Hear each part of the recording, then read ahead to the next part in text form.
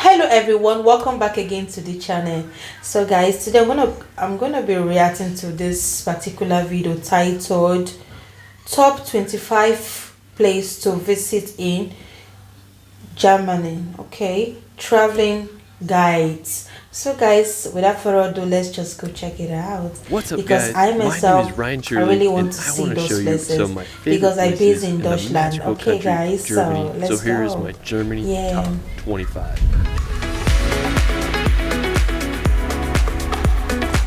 Germany is one of the most beautiful and historical Wow. countries in the world. It's a land full of fairy tale towns, endless Germany. castles, and enchanting sceneries. Germany has so much waiting to be explored.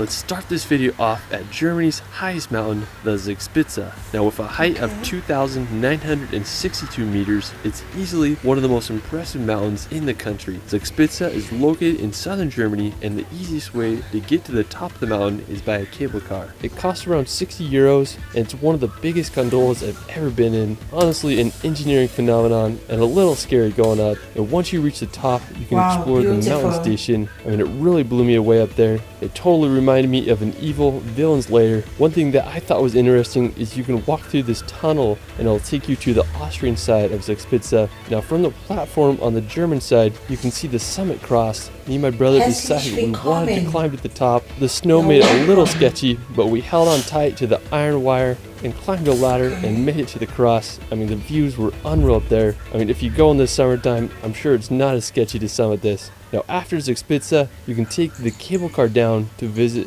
the Lake Eibsee. Now it's known as the Maldives of the Alps with its clear water and tree-dotted islands. I mean, the color of the water there is astounding. Now if you have time, I definitely recommend walking along the lake. It's full of beautiful groves of trees and a perfect place to relax on the shoreline and enjoy some Bavarian nature. After, we're going to head over to Wagenbrüche. Now I have to say, this is one of the most scenic places in all of Germany. I mean, I was just baffled by this place. Wow. It's this beautiful little lake nestled in the mountains, and it's full of farm sheds that dot the hillside. Now the lake is overlooked by the perfectly placed Karwendel Alps. I mean, it reminded me a lot of Alpe Susi in the Dolomites. I had such a fun time exploring here. I just walked down a little dirt road to get there, and it was a spectacular place to enjoy the Bavarian sunset. While we're still in Bavaria, we're going to head over to Berchtesgaden. Now I have to say, this is one of the most beautiful towns in all of Germany. It's just a 2-hour drive from Munich and is nestled in the Bavarian Alps. One of my favorite features of Berchtesgaden is the Watzmann Mountain. It's a uniquely shaped peak that towers over the town. It almost looks like someone took a bite out of it. One thing I love about Berchtesgaden is there's so many beautiful churches to explore. One of my favorites is the church in Ramsau. It's right next to this beautiful stream, and there's this picture-perfect ridge to observe the church from. Another one of my favorites is the Maria Jern Church, which offers a perfect view of the Watzmann Mountain. One of the main reasons I wanted to go to Berchtesgaden was to visit Hitler's Eagle's Nest. Now I'm really fascinated with World War II history, and I had to see this place for myself. Now the Eagle's Nest was built in 1939 and was given to Hitler for his 50th birthday. Now to get to the Eagle's Nest, you can take a bus up. When you get to the top, you'll walk through a deep tunnel into the mountain. When I was in there, it was just crazy to think that Hitler walked these same walls. Now at the end of the tunnel, there's a circular room that leads you into a golden elevator. Even though the Eagle's Nest and the road leading up to it cost nearly 200 million euros to make, adjusted for inflation, Hitler only visited it on 14 documented occasions. This may be because Hitler was afraid of heights, and he was also scared of using the elevator. Thankfully, the Eagle's Nest wasn't destroyed in World War II, and today it's a restaurant with panoramic views. And while you're there, you can hike up some walking paths into the Berchtesgaden National Park, enjoying the incredible sights of this historical destination. Afterwards, we're going to head back to Berchtesgaden to visit the Lake Kunensee. Now the lake was created by glaciers, which makes it feel like you're in a fjord you'd see in Norway or New Zealand. When I was there, we took a boat ride to the end of the lake. It cost around 15 euros and took about 50 minutes to cross the lake. Now the first stop was to the famous St. Bartholomew's Church. We kept going and we reached the end of the lake. We then hiked about 10 minutes to reach Obersee. I mean, it's just home to this iconic lake hut, and the scenery there is just astounding, and the lake's so clear, and it's just surrounded by massive mountain walls that are hard to explain. I mean, I just had a great time enjoying the scenery around the lake. Definitely got to explore Königssee and Obersee while you're in Berchtesgaden. After, we're going to visit the city of Dresden. Now located in eastern Germany near the Czech Republic border, Dresden is an incredibly beautiful city built upon the Elbe River. It's famous for its Baroque and Rococo architecture. Now leading up to the 20th century, Dresden was just a remarkably beautiful place. But tragically, during World War II, the city was almost completely destroyed by air raids. I mean, the whole city was just turned into rubble. Now, the restoration of the city took decades to complete. Now, today, Dresden is one of Germany's most visited cities and has been nicknamed the Florence of the Elbe. Now, a beautiful nature spot near Dresden is the Bastei Bridge. It's located in Saxon, Switzerland, and it's this famous rock formation, part of the Elbe Sandstone Mountains. It's been a tourist attraction for over 200 years. In 1824, a wooden bridge was made into the rock formation, which was later replaced to the present bridge today. I mean, such a cool spot. Now, afterwards, we're going to visit some of Germany's rivers. Now, Germany is home to some of Europe's most important rivers, and many scenic cities, towns, and castles have been built upon the river shores. Now, one of the most important is the Danube. It originates in the Black Forest and empties in the Black Sea on Romania's coast, making it the second largest river in all Europe. Now, one of my favorite cities on the Danube is Passau. It's located right on the Austrian border, and Passau is nicknamed the City of Three Rivers as it's built upon the confluence of the Danube, Inn, and Ilz rivers. And it's just pretty cool how you can see the different colors of the rivers as they merge together. Now, during the Renaissance period, Passau was one of Germany's best sword and bladed weapon manufacturers. I mean, it must have been pretty cool to live in Passau back then. Now, the longest river in Germany is the Rhine. It begins in Switzerland and empties in the North Sea as it crosses through important cities such as Cologne and Dusseldorf. Now, the banks of the Rhine River are home to so many towns and castles. An interesting place is the Pfalz-Grafenstein Castle, quite the name. Now, it was built in the 14th century and served as a toll station for passing ships. A chain was put across the river, making sure ships would pay the toll, and uncooperative sailors would be put in the castle's dungeon. I mean, it's pretty fascinating if you ask me. Now, another notable river in Germany is the Mosel. It's located in western Germany. And the Mosel River is home to some of Germany's best wine countries as the river's hillsides are covered with terraced vineyards for some of the best Riesling. I don't know any of this place. One of the most notable places on the oh my river God, is the Cobham Castle. it's so nice the original castle to was see built these back things. in the 1100s, and it made its money by collecting shipping tolls gonna try and passing go ships visit down on the those river. places Sadly, it was and to destroyed know in more of it, 1689 by the So French, this is it. but in Yeah. 1868, That a is all we wealthy have for businessman today's from video. Berlin decided Please to don't rebuild the forget to castle like, ruins. Today, subscribe it for stands more perched on a videos, hill and turn on your overlooking the notification beautiful bell to town of notify Cobham, you the Mosel River. anytime I Another upload a new fairy tale video location in in this Germany channel. is the home You will be Zollern the first to Castle. be Now, I have to say, notified. this is one of the most So guys, don't impressive forget to castles like, in all of Germany. yes, share It if sits you love it. perfectly on This Mount is very, very Hohenzollern. It can be interesting. seen from miles Yeah. away. So guys, Hohenzollern that is is the it. last See you of guys three on my castles next that were one. built upon this Bye-bye. hill. It was completed in 1867 as a memorial to the Prussian royal family. Today, it's one of Germany's most visited castles, and I understand why. Now, after, we're going to visit Lake Constance. Now, it's this massive lake that's not only in Germany, but also borders Austria and Switzerland. Now, it's the second largest lake in all of Europe by volume. Now, one scenic place on the lake is this town called Lindau.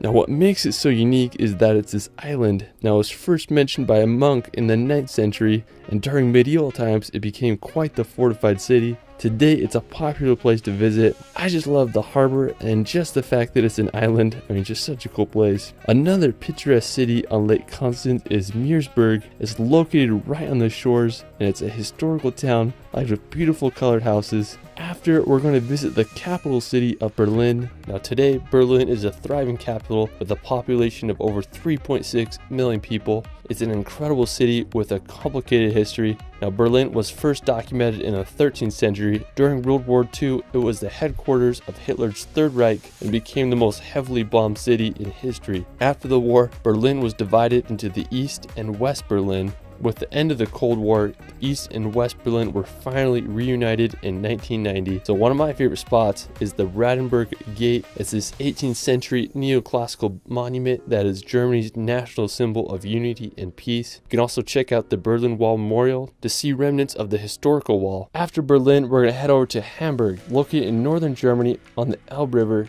Hamburg is the second largest city in Germany after Berlin. Thanks to its access to the North Sea, Hamburg grew as the port city throughout the ages. Today it is Europe's third largest port. I just love all the canals that run through the city. Hamburg is home to 2,500 bridges, making it the city with the highest number of bridges in Europe. It reminds me of a modern day Venice. A really impressive spot in the city is the Speicherstadt. It's the largest warehouse district in the world. Now another beautiful spot in the city is the Auster Lakes. It's a set of 2 artificial lakes that are often full of sailboats during the summertime. While we're still in northern Germany, we're going to visit Lübeck.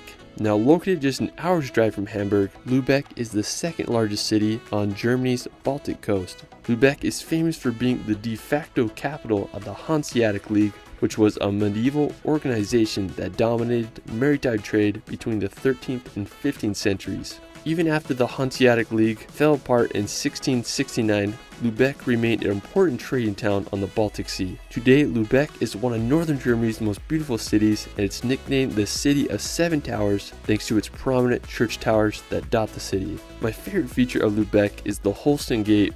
It was built in 1464 and served as the city's gate. Today, it's a museum and stands as a symbol for the city.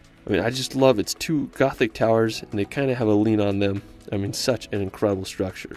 Now from Lübeck, you can venture up to the Baltic coast. A beautiful area is Bråten. It's home to coastal cliffs and incredible views of the Baltic Sea. There's a walking trail that follows the coast, and it's an ideal spot to explore on a summer day. You can also visit the shores of Schwarbutz. There's a massive beach and pier to walk out on. One of the most beautiful palaces in northern Germany is the Schwerin Castle. It's located about an hour from Hamburg, and the castle is built upon an island in Lake Schwerin. There's been castles on the island since the 10th century, but the majority of the castle you see today was built in the 19th century. The castle is regarded as one of Europe's best examples of romantic architecture and is being nicknamed the Neuschwanstein of the North. Afterwards, we're going to visit Cologne. Now located on the Rhine River in western Germany, this 2,000-year-old city is full of history and beauty. It was established in the 1st century AD thanks to its location as one of Europe's major trade routes. It grew to be one of the largest cities north of the Alps during medieval and Renaissance times. Sadly, during World War II, Cologne was one of the most heavily bombed cities. Thankfully, the city has been rebuilt today. The most popular attraction of the city is the Cologne Cathedral. Its construction began in 1248 AD, and it wasn't completed for nearly 600 years until 1880. The wait was worth it. I just can't believe the details of this Gothic cathedral. After Cologne, we're going to head over to Frankfurt. Located in west central Germany, Frankfurt is one of Europe's major financial hubs, and it's home to the European Central Bank. It's full of beautiful skyscrapers and kind of reminds me of American cities. Aside from its skyscrapers and financial district, Frankfurt is a beautiful historical town. One of the most popular places is Romerberg. It's a beautiful town square lined with colorful timber houses that will get your German vibes going. Afterwards, we're going to visit Heidelberg. Now located about an hour's drive from Frankfurt, Heidelberg is a historic city situated on the Neckar River. Heidelberg is probably best known for its university that was founded over 600 years ago, making it Germany's oldest university. It would be so cool to study there. Now what I love about the city is its bridges that cross the Neckar River. Germany knows how to design a beautiful city. Now while we're still in southwestern Germany, we're going to visit the Black Forest. Now located right on the border of France, the region is famous for its dense forest, picturesque villages, and is often associated with the Brothers Grimm's fairy tales. Now one of the most prominent cities in the Black Forest is Freiburg. It's a vibrant university town with some incredible architecture. I'd love to just road trip to the Black Forest this summer. Now afterwards, we're going to visit the magical village of Rothenburg. Now when you go to Rothenburg, you'll feel like you're walking in a fantasy movie. It's one of the most preserved medieval old towns in all of Europe. During the Middle Ages, Rothenburg thrived as it was located at the crossroads of European trade routes. At the beginning of the 15th century, it rose to becoming the second largest city in all of Germany, but during the 17th century, Rothenburg faced adversities such as the 30-Year War and the bubonic plague. Without much resources, Rothenburg's growth was halted, which aided in keeping the town preserved in its medieval state. Today, Rothenburg maintains its medieval charm, and it's been the inspiration for sets of Disney movies such as Pinocchio. If you go, you can check out the famous Ploning Corner or witness the beautiful Christmas markets. I mean, just hard to beat the allure of this German village. From Rothenburg, you can make the 3-hour drive to the beautiful city of Munich, also known as Bavaria's capital. Munich is located in the south of Germany, about 50 kilometers from the Alps. During World War II, Munich was heavily bombed by over 70 air raids, but today the city is restored to its former beauty. One of the most popular spots is the Marienplatz, Central Square. You'll find the new town hall with its stunning clock tower and historical figurines. Now for our final destination, we're going to visit the iconic Neuschwanstein Castle. I have to say that it is the most beautiful castle in all Europe. It's what inspired Disney's Sleeping Beauty castle. I mean, it's just the perfect place for a princess. Now, the castle is nestled at the very tip of southern Germany. Neuschwanstein Castle is placed perfectly in the mountains with a phenomenal 360 view of the Bavarian Alps and the town below. The construction of the castle began in 1869. During World War II, the SS debated blowing up the castle to prevent it from falling into the enemy's hands, but thankfully it never happened. Today, the castle receives over 1.4 million visitors a year, so it's definitely a tourist hotspot. When I was there, we walked around the castle. When you're up close, you realize how huge it really is. King Ludwig had some imagination. Anyways, I found a great vantage point in the trees with a perfect view of the castle. I mean, I just can't get over the beauty of this place. I mean, it's truly something out of a Disney fairy tale. Now, another incredible spot nearby is St. Coloman's Church. It's located just a few minutes away and has a splendid view of the castle and the Bavarian Alps. One of my favorite memories of my time in Germany was enjoying the sunset at the church, just marveling at the green pastures and overall scenery. Germany truly is a magical place. Well, that is it for my Germany Top 25. I'm just barely scratching the surface. I mean, there's so many more incredible places in this country. Let me know where your favorite place is in Germany in the comments below. I also started a Spanish channel, and I did a film on Germany if you'd rather watch it in Espanol. Now you can find me on Instagram and TikTok at shirley.films. It's Ryan, and we will see you later.